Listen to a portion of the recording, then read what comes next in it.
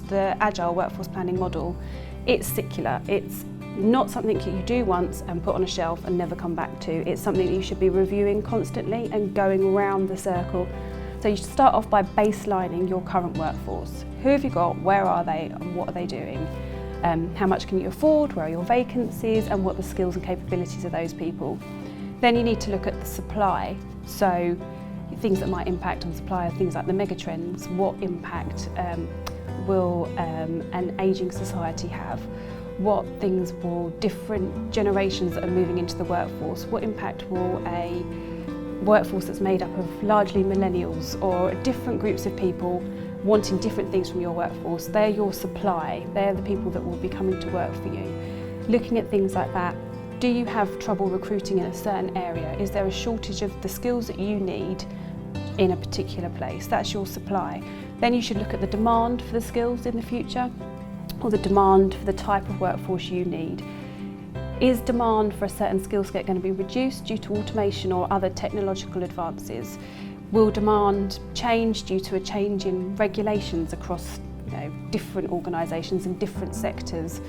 Is there a demand because of the changing priorities of your organisation or the strategic vision of your organisation? How will that demand affect the workforce that you need to deliver against it? Then the key bit is looking at the gap. So what's the gap between your supply and the demand? And that gap analysis is really, really important. So what are the skills gaps, the numbers, is it a particular location that there's gaps going on? And then you come into the action plan. And the action plan is where you should then develop your strategic workforce plan. So when people say to you, where's your strategic workforce plan? Often people kind of think, oh my God, what's a strategic workforce plan? How do I do a strategic workforce plan? It's simply your action plan of how you're going to close that gap. It's your resourcing plan. This is how I'm going to change my workforce, or this is what I'm going to do.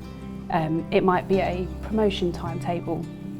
It could be a number of different things that you work with colleagues in recruitment and resourcing to develop. And then as you move around the circle, you then look at your execution of the plan, which includes coming back to it and regularly checking against it, checking your assumptions. Is your action plan and your strategic workforce plan based on an assumption that A will happen? If A no longer happens, how do you then readjust your strategic workforce plan to make sure that you've taken that into consideration? Are there new assumptions that you need to overlay on top of it? What are the different scenarios that you've built against? And then key to all of it is your resourcing plan. How are you going to approach resourcing as an organisation? And for this, we can come to something called the 6 Bs to really help you plan your approach and consider the best and most effective approach for your organisation. So within the 6 Bs, you can look at buy. How are you going to buy your workforce? This might include external recruitment, entry schemes, apprenticeship, or are you going to build your workforce? Are you going to take your existing members of staff and really look at their capability now and the capabilities you need going forward, and how are you going to move from one to another? What can you do to build that capability within your existing workforce? Then you can look at things like borrow. You could borrow people, you could have people seconded in from other organisations that may have an expertise that you need. You can rely on contingent labour for a short-term need, that perhaps there's a skill that you need, but you know that you only need it for an interim amount of time, and so therefore you will bring it into your organisation, pay for it in the moment that you need it, and then you won't need it again. So then you just have it for that moment. Or you could borrow people. Outsourcing is a form of borrowing people. Get someone else, another company, to deliver that part of your service for you.